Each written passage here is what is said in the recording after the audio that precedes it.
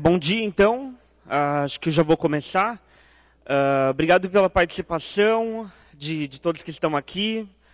Bom dia novamente, meu nome é Geraldo. E hoje eu vim falar sobre a saúde da internet, ok? E hoje eu vou falar sobre o quão saudável é a internet ou não, ok? Meu nome é Geraldo e atualmente eu faço parte de um comitê na Mozilla em que a gente está pesquisando, entendendo e tentando mensurar a saúde da internet, tentando mapear e entender quais são aquelas áreas que são saudáveis ou não, para que isso nos ajude, de certa forma, a trabalhar melhor, a estabelecer objetivos melhores e a entender esse ambiente que é extremamente complexo, ok? Ontem a gente já fez um debate lá na área de comunidades, fiquem à vontade para ir lá também e a gente continuar conversando sobre esse tema depois, inclusive da atividade. E para iniciar, eu gostaria de falar um pouco do que a gente vê sobre a internet na mídia, né? A mídia, a imprensa, as pessoas falam nas redes sociais, em todos os lugares e no boca a boca, uma série de coisas sobre a internet no nosso dia a dia, né? No nosso cotidiano a gente ouve tudo isso.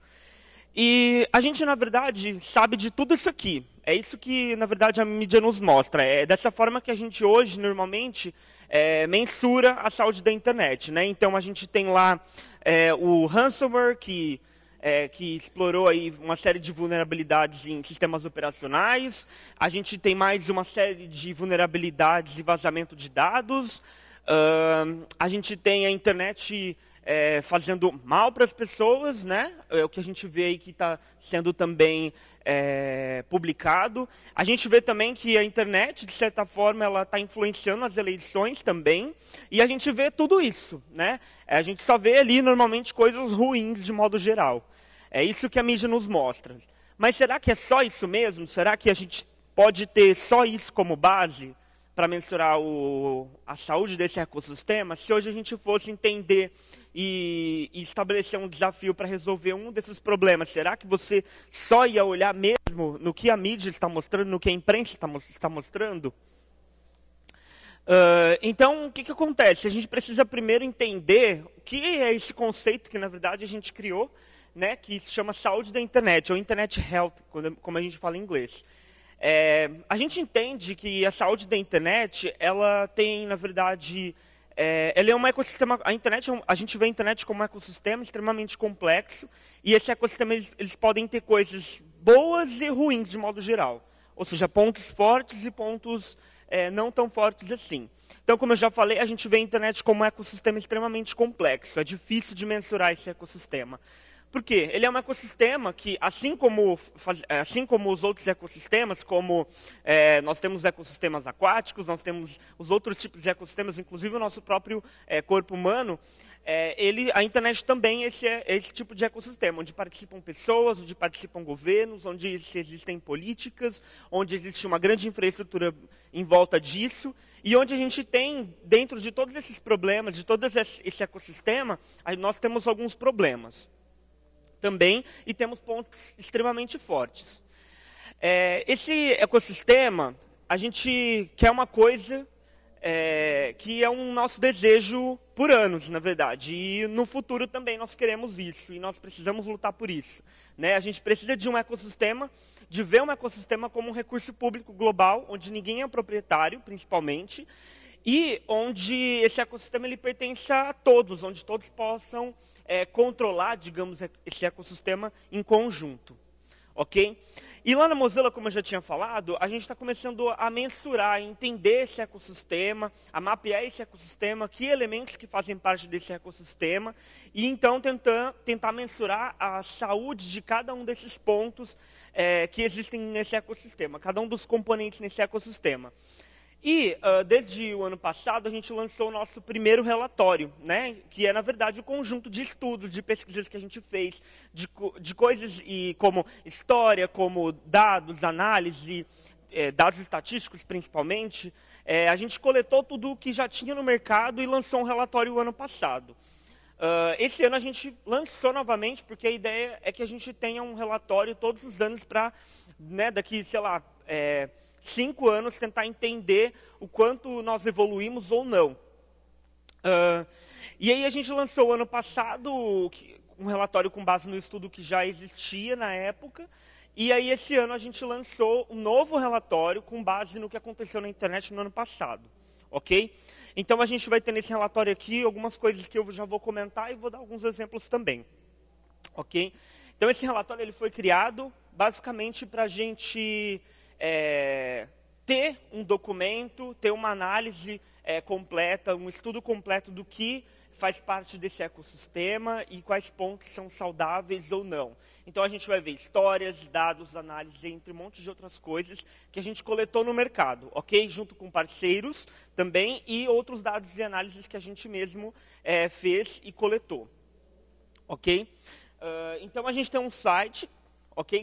Que é o internethealthreport.org, ok? Onde a gente vai ter todos esses dados, esse conjunto de dados, diferentes tipos de dados que eu acabei de mencionar, ok? Então a gente vai ter então pesquisas, histórias, comentários públicos principalmente, que ajudam a moldar o relatório no próximo ano, ok? E para começar a entender a estrutura desse relatório, a gente fez uma pesquisa muito grande há anos atrás e entendemos alguns tópicos chaves, algumas áreas chaves da internet. São digamos assim, os componentes principais. Ok? E dentro desses componentes, a gente entendeu o que faz parte desses outros mini ecossistemas, certo? Desses sub-ecossistemas. Então, a gente tem lá, primeiro de tudo, a privacidade e a segurança. A gente entende que privacidade é um direito, ok? Que nós devemos ter, inclusive, na rede. E a gente precisa de sistemas seguros que protejam as nossas informações. Ok? Então, essa é uma área da saúde da internet que nós entendemos que é extremamente relevante, extremamente importante. Portanto, faz parte da nossa pesquisa também. A gente foi também pesquisar um pouco sobre a abertura. O que é abertura? Abertura é open source, abertura é políticas públicas que fomentem a saúde da internet, uma internet mais saudável em todo o mundo. E, principalmente, a gente está falando muito sobre patentes, a forma com que as patentes hoje, elas nos afetam diretamente no nosso dia a dia. Ok? A gente vai falar sobre isso depois. E aí também a gente vai falar sobre inclusão digital, a gente vai falar sobre conectividade, a gente vai falar sobre diversidade nessa rede, a gente vai falar sobre idioma nessa rede, e entre muitas outras coisas importantes, muito além da conectividade apenas, a internet. E aí a gente vai falar também sobre a alfabetização web, ou também a gente às vezes faz um paralelo com a alfabetização digital, porque não adianta as pessoas terem uma conexão, sendo que elas não podem explorar, construir e participar desse ecossistema. Ser apenas consumidor não é a melhor forma de manter esse ecossistema mais saudável diariamente. E aí a gente chega no ponto sobre a descentralização, que inclusive a Valéria estava falando aqui na outra palestra, né? A descentralização nada mais é que colocar a web na mão de muitas pessoas. Ok? Então o que isso significa? A internet ela não pode ser controlada. A partir do momento que ela é controlada por poucas pessoas, poucas corporações, esse é um problema iminente. Ok? E aí a gente vai falar um pouco sobre isso. Então, são essas 5 áreas-chave que nós temos no Internet Health Report. E aí eu vou falar um pouco do que a gente pode encontrar lá, tá bom? Eu vou falar pelo menos uns 2 elementos de cada área, mas esse relatório ele tem muita coisa, então eu vou apenas falar 2 elementos de cada área, tá bom? Para que vocês possam ter uma noção de que tipo de dado tem lá. Então, aqui falando sobre privacidade e segurança, nós temos uma história. Então, a gente foi atrás também de entender pessoas que foram chaves e são chaves em várias áreas também. Entender, principalmente, como que elas estão trabalhando, há quanto tempo, quais os desafios que elas têm enfrentado durante todos esses anos. E a gente conheceu que esse coletivo, na verdade, é uma organização hoje global, voluntária, que é o FIRST. Eles são os que a gente chama de primeiros socorristas, né? As pessoas que primeiro respondem e monitoram principalmente primeiro e depois respondem aos problemas relacionados à privacidade e segurança na internet. Mas como assim?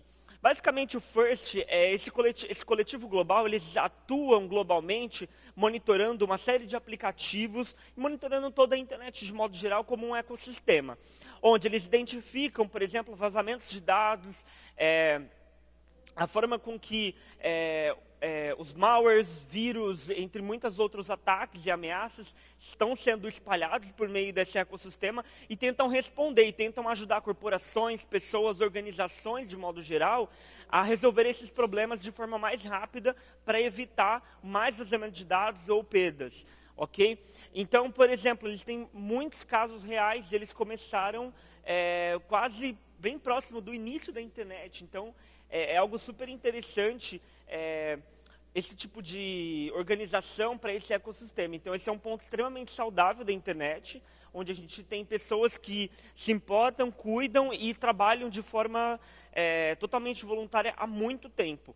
Eles também têm alguns programas de fellowships também, onde eles distribuem pessoas que trabalham em tempo integral, basicamente, para monitorar a saúde desse ecossistema em termos de privacidade e segurança também. Tá bom? Então, em resumo, eles são aquelas pessoas que, quando acontece de um aplicativo muito famoso ter vazamento de dados, eles são as primeiras pessoas que entendem o que está acontecendo, que identificam isso e que avisam e dão um aconselhamento, uma consultoria técnica preliminar de como que essas organizações podem resolver esses problemas ali naquele momento. Aí também, no nosso relatório, a gente fez um levantamento também de alguns dados estatísticos e algumas informações sobre senhas também. As senhas, elas protegem a nossa identidade digital, as nossas contas principalmente.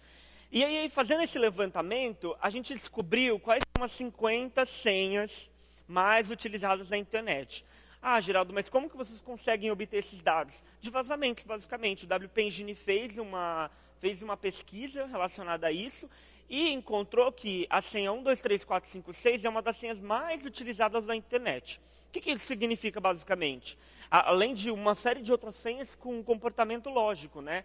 Então, 123456, ABCDE, e aí vai. E números de formas repetidas, letras e coisas mais lógicas relacionadas a séries, nomes e etc. Então, a gente descobriu que só tendo ali as 50 senhas que são mais utilizadas, a gente consegue, digamos que, acessar contas de pessoas em todo o mundo, muitas contas, na verdade, e explorá-las, basicamente, usando todas essas senhas aqui, essas 50 senhas aí. Você consegue explorar a maior parte das contas que existem na internet. E aí a gente vai falar um pouquinho sobre a abertura, né, que tem tudo a ver com o FISLI, né, de forma extremamente direta. Então, aqui na abertura, a gente está falando novamente sobre software livre, sobre open source, a gente está falando sobre patentes, a forma com que as patentes impactam e impedem a inclusão digital, por exemplo, no nosso dia a dia. Hoje, o nosso celular, ele, na verdade, é um dispositivo cheio de patentes e o valor dele é, por exemplo, extremamente impactado pelas patentes, principalmente. Mas também a gente está falando sobre políticas públicas, né? Então, a gente pegou essa história do Afeganistão, por exemplo, em que eles ficaram sem WhatsApp e sem Telegram por alguns dias, ok? E o governo ameaçava mais ainda, por exemplo, se a população continuasse cogitando fazer manifestações, entre muitas outras coisas, por exemplo. Então, o governo ele começou a ameaçar a população de desabilitar, de proibir outros aplicativos, outras plataformas também lá no país. Então, imagina hoje no Brasil a gente ficar sem Telegram e sem WhatsApp, e uma população em que 55% dos brasileiros disseram que Facebook é internet. Então, as pessoas elas não vão saber qual que é a outra opção, de modo geral, que elas podem usar para comunicação. Vira um caos social em 2 segundos. Então, a gente tem esse problema do WhatsApp e do Telegram no Afeganistão. E a gente colocou aqui só uma história de exemplo, mas é algo que acontece no mundo inteiro, principalmente aqui no Brasil, já aconteceu bastante dos bloqueios do WhatsApp. E isso não é saudável para esse ecossistema. Porque a gente está bloqueando a inovação, a gente está impedindo que aplicativos que utilizam de criptografia, entre um monte de coisas, protejam o seu usuário, por exemplo. Né? Então, esses aplicativos eles não oferecem dados para o governo e o governo vai lá e proíbe. Mas aí, fazendo um link já, a gente tem esse outro dado estatístico aqui, que mostra quais são as justificativas dos governos, por exemplo, para bloquear aplicativos e conteúdo de modo geral na internet. O principal que a gente vê aqui é a segurança pública, então os governos em todo o mundo simplesmente dizem que, por uma questão de segurança pública, aquele aplicativo ou aquela página está sendo bloqueada. Mas a gente tem também, por exemplo, algumas coisas bem interessantes aqui. Por exemplo, governos que proíbem páginas específicas para impedir que a população tenha acesso a um conteúdo de informação. Então, por exemplo, um artigo da Wikipedia, um conteúdo específico que possa ser um ataque, possa ser uma afronta, de modo geral, para algum governo, para algum político. Então, isso aqui é algo que existe também. Então, a gente vê até barreira com relação ao conhecimento, né, específico. Então, é uma forma extremamente estratégica. E aí a gente tem outras informações lá também, outras justificativas. Mas o que a gente percebe é que os governos, de modo geral, eles não são transparentes nesses bloqueios. Tá? Então, nós acreditamos, por exemplo, lá na Mozilla, que a vigilância governamental, ela nunca deve acontecer de forma massiva, primeiro, mas se ela for acontecer, precisa ter uma justificativa e precisa ter uma política muito bem discutida para que isso aconteça, mas de forma direta, de forma clara, de forma transparente. Mas a vigilância massiva em si não deve acontecer. Então, aqui a gente vê, por exemplo, que isso não acontece. Os governos, eles não são transparentes de modo geral. Aí a gente vai falar sobre inclusão digital. Quando a gente fala sobre inclusão digital, a gente primeiro pensa, né, na conectividade à internet ou acesso a um dispositivo. E nessa pesquisa que a gente fez, a gente foi muito além, porque a gente descobriu que inclusão digital é muito mais que isso. Inclusão digital é, por exemplo, a gente falar sobre que tipo de conteúdo que tem na internet, quais são os idiomas desse conteúdo, por exemplo. Então, a gente descobriu, por exemplo, que a maior fatia do conteúdo da internet hoje está em inglês, mas a maior parte da população do mundo não fala inglês. Isso significa que é uma barreira direta. A internet, a inclusão digital, ela precisa avançar muito para que a gente possa ter mais pessoas acessando a internet e, de fato, explorando ela, podendo explorar essa internet. Porque as pessoas a maior parte do mundo, basicamente, não tem acesso a metade do conteúdo da internet, porque não fala inglês. Esse é um outro ponto também. A conectividade é outro ponto também que a gente encontrou muita inovação. Então, assim, muitos países inovando para levar conectividade à internet para muitas pessoas. Então, a gente tem aqui histórias assim, como o que aconteceu na Índia, né? Existe um projeto lá para utilizar uma rede, uma frequência de TV que não é utilizada atualmente para distribuir internet. Então, a gente está vendo aqui inovações super interessantes. Já na África, por exemplo, a gente vê algumas coisas bem curiosas. Então, por exemplo, a gente vê algo mais simples como aplicativos que oferecem anúncios em troca de internet. Então, por exemplo, você assiste um anúncio e depois você tem acesso à internet por um período de tempo, por exemplo, um dia. Mas a gente viu também outras coisas super criativas. Por exemplo, a gente viu um caso de um governo em que ele incentiva a população a reciclar lixo, e a partir do momento que o lixo ele é entregue ao governo, o governo dá vouchers para essa população acessar a internet. Então, assim, uma forma super criativa, super interessante que a gente encontrou. A parte de inclusão digital, a gente encontrou muita inovação, e isso é algo extremamente positivo para esse ecossistema. Mas, ao mesmo tempo, a gente foi também descobrir um pouco mais.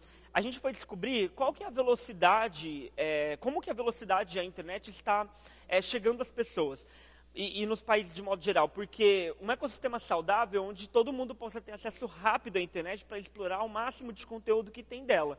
Porque, por exemplo, não adianta você ter, hoje, a gente está falando até inclusive de tecnologias para a realidade virtual, mas acontece um problema muito grande. Se você não tiver uma velocidade de internet muito grande, uma banda muito boa, é um problema, porque você não consegue ter acesso a esses conteúdos. Principalmente quando a gente está falando de interação, e em tempo real, principalmente, quando a gente está falando de jogos, por exemplo. Então, esse pode ser um problema muito grande. Nesse gráfico aqui, vocês podem ver lá no relatório, super detalhado, é um gráfico super bem feito, vocês vão descobrir que, basicamente, na África, onde tem as piores conexões, mas a gente vê que está avançando a velocidade de conexão, e na Europa e na América do Norte, onde as pessoas usufruem da maior conectividade, e a conectividade lá, a velocidade, ela avança ano a ano. Alfabetização web. Eu sempre falo bastante disso, porque não adianta a gente ter conectividade, não adianta a gente ter dispositivos acessíveis, mas a gente não poder explorar a internet e apenas consumir a internet. Né? Então, eu até falei anteriormente, na pesquisa do ano passado, no relatório do ano passado, a gente conseguiu pegar aí uma pesquisa do Quartz, que falou que 55% dos brasileiros que responderam à pesquisa disseram que o Facebook é a internet. Então, é uma galera que não sabe, de fato, o que elas usam no dia a dia delas. Não entendem o que é esse ecossistema, como que ele funciona. Então, a gente tem aqui alguns pontos extremamente positivos também. Então, a gente tem casos como o Django Girls, que leva alfabetização web, né, alfabetização digital, de modo geral, para muitas comunidades no mundo inteiro. Então, é algo extremamente positivo. Mas o Django Girls é apenas um exemplo, porque a gente encontrou muitos projetos locais, pessoas que desenvolvem projetos locais, voluntários ou não, governos, trabalhando diretamente com inclusão digital por meio de programas super interessantes. Então, isso aqui é bastante super bacana, essa parte aqui da internet. Essa parte do relatório. Então, tem um pouco da história do Django Girls, como que eles evoluíram, quem que eles estão impactando no dia a dia deles. Voltando agora, a gente fez uma outra pesquisa também sobre o tema, e a gente viu um aplicativo super interessante que ele calcula o tempo que você gasta em muitos aplicativos no seu dia a dia, um aplicativo só para iOS, infelizmente. Mas a gente fez uma pesquisa, a gente fez uma parceria junto com eles também publicaram uma pesquisa, e foi muito interessante. Por quê? Esse aplicativo, não sei se vocês conhecem o funcionamento dele, mas ele basicamente calcula quanto tempo você fica, por exemplo, no Facebook. E depois ele pergunta para você se o tempo que você ficou nesse aplicativo, você está feliz com o tempo que você ficou. E aí a gente descobriu algumas coisas. Por exemplo, as pessoas que ficavam, por exemplo, no Facebook por 18 minutos, em média, 18 a 20 minutos, são pessoas que declaravam que sim, que elas estavam felizes com aquele tempo que elas passavam no Facebook. Mas, por exemplo, se elas ficavam um pouco mais, por exemplo, o dobro disso, 40, 50 minutos, as pessoas diziam que elas estavam tristes pelo tempo que elas passaram no Facebook. Então, isso é um assunto extremamente relevante em que a gente está falando sobre o equilíbrio de como que as pessoas também estão utilizando a internet. A descentralização, esse tema é extremamente delicado, né? A gente conversar, a Valéria estava inclusive falando sobre isso, sobre Big Data, entre outras coisas relacionadas. E a gente vê algumas coisas interessantes aqui também. A descentralização nada mais é que colocar a internet na mão de muitas pessoas. Muitas pessoas, o que isso significa? Significa que todo mundo pode participar da governança dessa internet. Todo mundo pode, digamos assim, ser proprietário de uma parte da internet, se é assim que eu posso dizer. O ideal é que ninguém seja proprietário de nada. Mas, só para fazer uma equiparação apenas. E a gente vê algumas coisas interessantes nessa área. A descentralização, ela envolve muita coisa, porque envolve, por exemplo, assuntos como relacionados à economia. E a gente viu aqui, por exemplo, uma história super interessante lá na Dinamarca, que eles têm um embaixador, na verdade, para dialogar com o setor privado, de grandes empresas de tecnologia, e fazer um equilíbrio, fazer com que o governo entenda realmente como que isso funciona, como que eles estão trabalhando, e como que pode criar algo mais equilibrado, se assim podemos dizer, em termos de economia, em termos de participação no mercado. Então a gente viu essa história desse embaixador que está lá, ele tem até uma filosofia muito bacana por trás disso tudo, mas a ideia é fazer com que os governos entendam e possam agir também junto com políticas públicas para garantir que esse ecossistema seja mais saudável, principalmente, nesse caso, localmente, na Dinamarca, para garantir que mais empresas possam ter sua participação também no mercado, mais pessoas possam usar seus aplicativos e concorrer nesse mercado. É uma pena, porque ele só trabalha, nesse caso, com um país específico, mas que, imagina se a gente começa a criar esse tipo de cases em vários países, e a gente começa a agir com a política para garantir também mais participação no mercado de todo mundo. Então, é uma história super interessante, leiam, ok? Lá no relatório. A gente tem aqui também um outro dado super interessante, que a gente sempre falou, mas acho que a maioria do pessoal nunca viu muitos dados, né? Mas a gente tem aqui os usuários, ok, que estão conectados às redes sociais, tá bom? O número de usuários que se conectam às redes sociais e aplicativos, principalmente de comunicação. Alguém sabe me dizer Quantas empresas, de modo geral, dominam esses aplicativos aí? 3, 2? Alguém quer dar um palpite? Mas se você começar a ver lá em cima, desde o início, você vai ver que umas 3 empresas, por exemplo, dominam todos esses aplicativos aí. E aí tem uns aplicativos menores que têm um número menor de usuários. Mas as empresas que têm um número maior de usuários são umas 3 empresas, basicamente, que dominam esse mercado todo de aplicativos. Né? Então, às vezes você tem um aplicativo diferente, mas é da mesma empresa, igual a gente tem o caso do Facebook, que tem o WhatsApp, que tem o Instagram e a própria rede social. Então, é um ambiente assim, extremamente controlado e monopólio total de umas 3 aí, empresas que são extremamente grandes no mercado. E a gente também descobriu uma outra coisa, não sei se vocês sabiam, mas a China, por exemplo, eles têm o Tencent, que é específico da China. Então lá a maior parte dos usuários usam o Tencent e é algo bem específico mesmo. Então eles não usam normalmente esses ecossistemas grandes que a gente usa no nosso dia a dia, dessas 3 empresas extremamente grandes. Mas afinal, por que a Mozilla se preocupa com a saúde da internet? Por que a Mozilla se preocupa com a internet de modo geral? Né? Por mais que tenha um histórico muito grande, né, de luta nessa área, de trabalhar de forma totalmente sem fins lucrativos e para as pessoas e desenvolvendo produtos open source, a Mozilla ela se preocupa muito. Porque, na verdade, a nossa vida online, a nossa vida na internet, ela nada mais é que a nossa vida real. Não existe um paralelo de verdade. Igual a gente antigamente falava, né? Sua vida virtual, sua vida real. Na verdade, a nossa vida ela é virtual, ela é real também, ao mesmo tempo. A gente não tem essa separação mais, ok? Então, a gente se preocupa muito, porque a forma com que a nossa vida real ela pode chegar nesse ecossistema, na internet, ela pode se multiplicar de diversas formas. Então, a gente tem os casos, por exemplo, das fake news. Né? Então, assim, a gente sempre teve como que eu posso dizer? A gente sempre teve muita informação, muita desinformação, né, no nosso cotidiano. Mas quando isso vai para a internet, isso se amplifica de uma forma que a gente não consegue entender as barreiras que isso pode chegar, as fronteiras que isso pode chegar. Então, a gente vê a internet como um recurso de comunicação extremamente poderoso e que a nossa cultura ela impacta diretamente esse ecossistema, mas esse ecossistema ele também pode, de certa forma, amplificar por causa da tecnologia que é utilizada e da forma de funcionamento dele. E a gente pode também fazer com que esse ecossistema seja mais saudável. A gente tem problemas extremamente específicos, por exemplo, nesse ecossistema, como eu falei aqui, e que precisa de mudança de cultura e que precisa de mudança de hábitos também.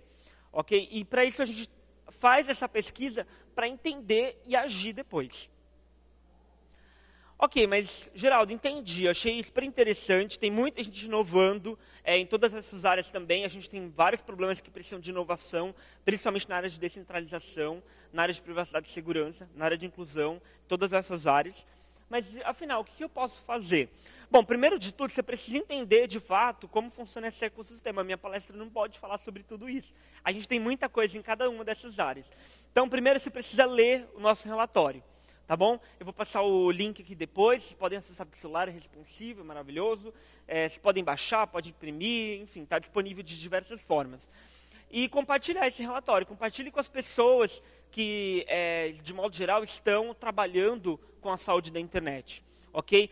Quem que trabalha com a saúde da internet? Quem trabalha com privacidade e segurança? Quem trabalha com privacidade digital? Quem trabalha com alfabetização? Quem trabalha com descentralização? Quem trabalha com abertura? Ok? Todas essas pessoas trabalham com a internet. Então, por favor, compartilhe o relatório com elas. Outro ponto também que você pode fazer é agir localmente. Então, o que é isso? Tenta mensurar a saúde da internet onde você vive. Como fazer isso, Geraldo? Quantas pessoas sabem, de fato, usar a internet no seu dia a dia, na sua região? Tente mensurar isso, tente desenvolver programas, ações que possam trabalhar com isso. E, principalmente, tente dialogar com o poder público para que ele também possa fomentar esse tipo de iniciativa.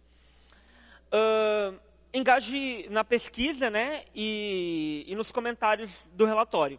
O nosso relatório ele tem uma área de comentários extremamente importante, que é de lá que a gente, na verdade, está analisando diariamente, entendendo o que as pessoas estão dizendo e principalmente os pedidos. Então, por exemplo, tem muita gente que quer algumas pesquisas que a gente não trouxe, quer alguns dados, quer alguns dados estatísticos que não tem nesse relatório e que nunca foram pesquisados ainda. Então, isso é muito importante para a gente. Por quê? A gente pode, a partir de agora, descobrir o que é importante para mencionar nesse ecossistema e, principalmente, trabalhar com o Instituto, com pesquisas, com parceiros, para que a gente possa mensurar isso e disponibilizar no relatório depois. Ok? E dessa forma você pode contribuir com o relatório. Deixe seus comentários. Ok? Diga o que você gostaria nesse relatório no próximo ano. Como que ele poderia melhorar também. E aí, para finalizar, já estou finalizando, eu gostaria também de fazer um convite para o Mozilla Festival desse ano. O Mozilla Festival é um festival da Mozilla por muitos anos. E ele não é um festival para Mozilla. Ele é um festival para todo mundo que trabalha em todas essas 5 áreas-chave da internet. Geraldo, o que isso significa? Que se eu trabalho com privacidade e segurança, você precisa ir. Você precisa levar a tua experiência. Lá a gente reúne pessoas que trabalham, pessoas, organizações, principalmente que trabalham globalmente e localmente também, de diversas formas. Tá bom? Então você pode ir lá apresentar a sua sessão, a gente tem uma série de apoios para que você possa ir para o festival, acontece em Londres em outubro desse ano. Atualmente o Call for Papers, né, a chamada para propostas está aberto, tá bom? Acontece só em outubro, então dá tempo de mandar uma proposta de uma sessão. Também fale para aquelas pessoas que trabalham com inovações localmente, né? Por exemplo, eu ensino a web de um jeito diferente na minha comunidade, então, por favor, envie uma sessão, compartilhe isso abertamente lá no Mozfest com todo mundo. O Mozfest, ele é, na verdade, desenvolvido por muitas organizações, tá bom? Então, não é um festival só para Mozilla, e atualmente está aberto a chamada para propostas e há muitos apoios, inclusive com idioma, com bolsas de viagens, então, por favor, envie uma proposta. Geraldo, e aí, como que eu posso ter acesso a esse relatório? Então, a gente tem o link curto lá no topo, ok? Mas você pode acessar aí do seu celular, internethealthreport.org, tá bom? E se quiser, pode twittar o que você quiser com o Internet Health também. Tweet todos aqueles posts, todos aqueles artigos que vocês veem na mídia que falem sobre a saúde da internet, ou qualquer um desses 5 tópicos chaves que a gente também monitora bastante. Lá fora, na nossa mesa, a gente tem alguns panfletos também do Internet Health Report. Então, por favor, passem lá, peguem 1, peguem 2, peguem 3. Levem para as pessoas que vocês acham que precisam acessar esse relatório, porque pode ser um grande recurso para elas. Aí eu queria saber se alguém tem alguma dúvida, tem alguma coisa que gostaria de falar, um comentário, por favor. Nada. A gente pode continuar discutindo lá na área de comunidades, tá bom? Nós estamos por lá.